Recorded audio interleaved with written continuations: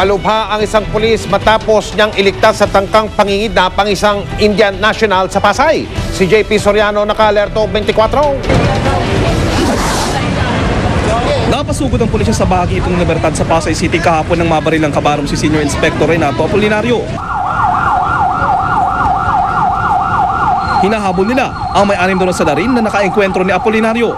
Si Apolinario, 4 ang tinamong tama ng baril sa tiyan, tagiliran at ulo matapos subukang iligtas ang isang Indian national sa tangkang pangingidnap ng di bababa sa 6 na lalaki.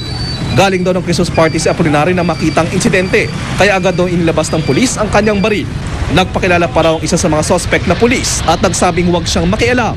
Kitang-kita na isang saksi kung paano pilit pinapasakay ang Indian national at putukan sina Apolinario kahapon. Parang ginapapalo sa dun sa loob, sir, so yung ginahila sa palabas. Nakita ko na lang, pinagbabaril dito ng haba ng Armalite na ginabaril. Nakaligtas naman ang Indian national na kinilalang si James at tumakbo palapit kay Apolinario. Nasa likuran ng ang victim at sinasabi niya, tulungan niyo ako dahil kikidnapin ako. Dahil magalaw nga yung victim dahil nagko-cover sa kanyang likuran, pinutukan na kagad ng suspect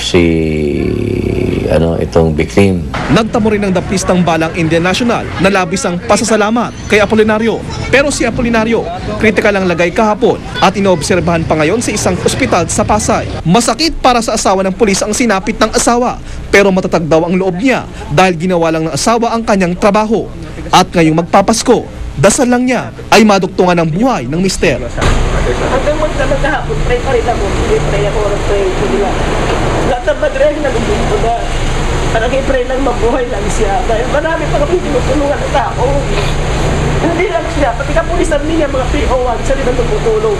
Pinaghahanap na ngayon ng Pasay Police ang 6 na suspect. Bineberipika na rin kung totoong kabilang sila sa hanay ng PNP. Kidnapping din na nakikitang nilang motibo sa ngayon. Pinag-aaralan naman na ang promotion kay Apolinario na sumangga ng bala para mailigtas ang isang tao sa tiyak na kapahamakan. JP Soriano, nakatutok, 24 oras.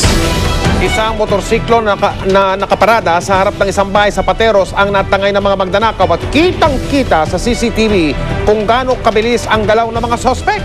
Si Jiggy Manica, naka-alerto 24, eksklusibo. Ito ang kuha ng isang CCTV camera na nakatanim sa isang bahay sa may Pateros.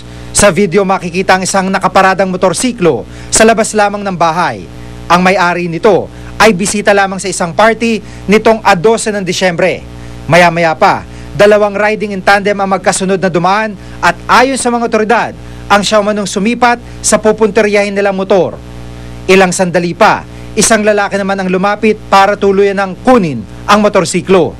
Base sa timer ng video, hindi bababa sa 2 minuto ang bilis ng pagtangay sa motorsiklo. Maging ang may-ari ng bahay ay nagulat sa pangyayari. Akala ko binibiro ako nung may-ari ng motor na nasa second floor pa lang kami. Sinabi niya na sa akin na pare, nawala yung motor ko. Sabi ko sa kanya, pare, huwag kang magbibiro ng ganyan. Sabi niya sa akin, hindi, seryoso, nawala. Dahil sa tapang at bilis na ipinakikita ng mga magnanakaw, huwag pong masyadong kampante. Yan na, kung may mga gamit kayo, ilak nyo na maigi. Hanggang ngayon ay blanco pa rin ang mga pulis sa maaaring pagkakakilanlan ng mga sospek.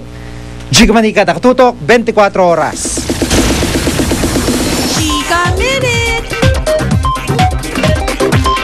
Handang-handa na sina Ogie Alcacid at Regine Velasquez para sa kanilang kasal bukas sa Nasugbu, Batangas. Sa wedding rehearsals kanina, kumpleto ang mga abay. Kabilang ang ilang taga-showbiz. Nakatutok doon live si Nelson Canlas. Hi Nelson, kamusta dyan?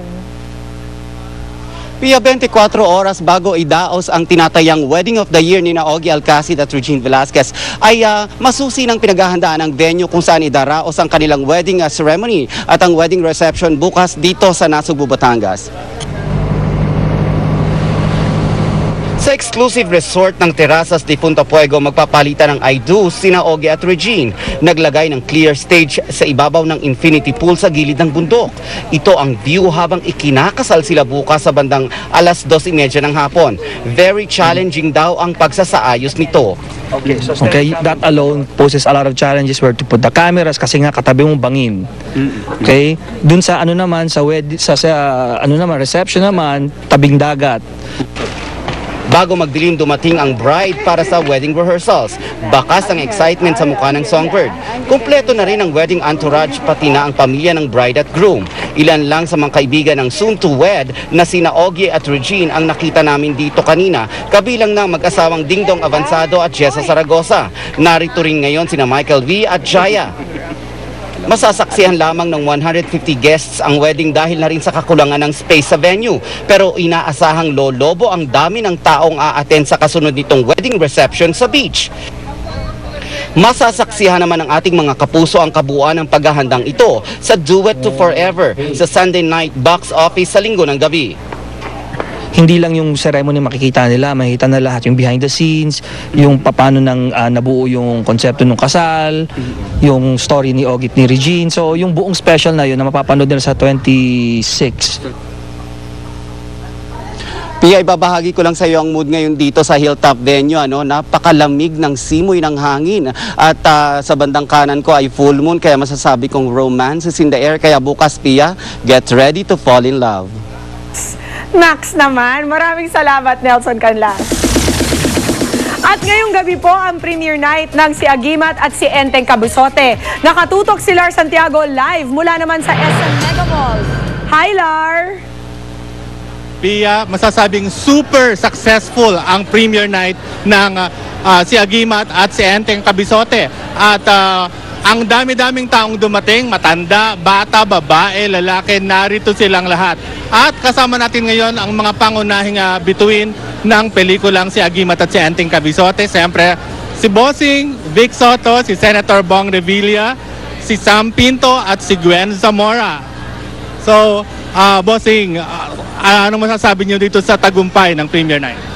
Batiin ko muna si Pia. Hi, Pia. We miss you here.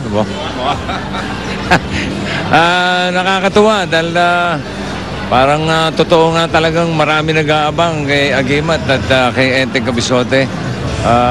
Nais namin humingi ng paumanhin para doon sa mga hindi makapasok. Dalawang sinehan na ito pero puno na kagad. Kanina pang alas 6 eh. Thank you very much. Manonood, sasama ba si Pia na manood? Paano makakasama? Nandun sa 24. Pwedeng humabol. May Christmas party pa ata sila Mike. Mike, Mel, how are you? And Senator, eto nang sa Sabado, parada at opening na sa Linggo. Gaano ba kayo ka-excited? Sobrang excited na at talagang napakasaya ko at nakasama ko sa pelikula si Enteng Cabussote, si Vic, no? At talagang napakagaling na artista. At syempre, kasama natin yung dalawang dilag na si Gwen at saka si Sam. Kaya ito, masayang-masaya kami sa nakikita naming pagsalubong ng ating mga fans. Kaya maraming salamat sa dumalo po ng ating premiere night. Ayun, so, hello po everyone! Ini-invite ko po kayong lahat manood ng si si Agimat at si Enteng Cabussote sa December 25 na po ang showing. Yay! Siyempre, ang isa pa nating kapuso artist. Hello po, good evening po sa inyong lahat. Iniimbita ko po kayong lahat para manood ng si Agimat at si Enteng Cabussote out December 25. So Pia, ano mang sandali ay magsisimula na ang pagpapalabas nitong pelikulang si Agimat at si Enteng Cabussote. Papasok na kami sa sinihan para mapanood namin.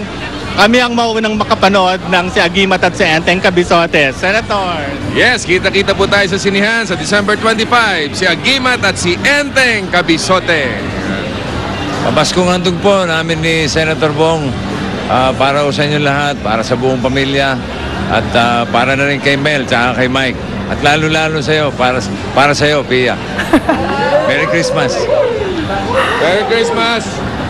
Ngayon pa lang, Lar, kino-congratulate na naming tatlo, sina Senator Bong at syempre si Bossing. It's going to be a huge success ngayon pa lang, alam na namin yan. Laki ng partner ko, pare. Parang Maraming salamat, Lars Santiago. At yan po ang latest sa Chika Minute. Tutok uli bukas, mga kapuso. Ako po si Pia Guanyo. Mel, Mike? Salamat, Pia. Inaayayahan tayo. Manood daw tayo noon. Pingin pases, ha? At yan po, mga... Tinitignan ko si Pia. Bakit? Ano na? Wala lang. Talaga? Kinikilig? Hindi naman. Kinikilig, ano? Trabaho At yan lang. po, mga balitang aming tinutukan sa nakalipas ang 24 oras. Maraming salamat sa inyong pagtitiwala. 4 na araw na lamang. Darating na ang Pasko. Mula sa tahanan ng katotohanan, ako po si Mel Tiangco. Ako po si Mike Enriquez. Ito ang GMA. Walang kinikilingan, walang pinoprotektahan, walang kasinungalingan. Walang bahid politika. Serbisyong totoo lamang. At dahil hindi natutulog ang balita, Nakatutok kami 24 oras.